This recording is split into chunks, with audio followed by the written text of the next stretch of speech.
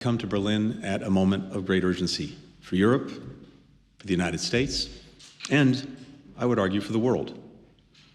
Russia is continuing to escalate its threat toward Ukraine. We've seen that again in just the last few days with increasingly bellicose rhetoric, building up its forces on Ukraine's borders, including now in Belarus. Russia's repeatedly turned away from agreements that have kept the peace across the continent for decades. And it continues to take aim at NATO, a defensive voluntary alliance that protects nearly 1 billion people across Europe and North America. Those principles, established to allow Russia to violate those principles with impunity, would drag us all back to a much more dangerous and unstable time, when this continent and this city were divided in two, separated by no man's lands, patrolled by soldiers, with the threat of all-out war hanging over everyone's heads.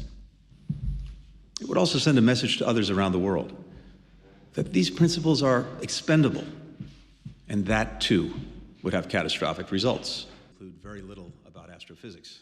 That's why the United States and our allies and partners in Europe have been so focused on what's happening in Ukraine. It's bigger than a conflict between two countries. It's bigger than Russia and NATO.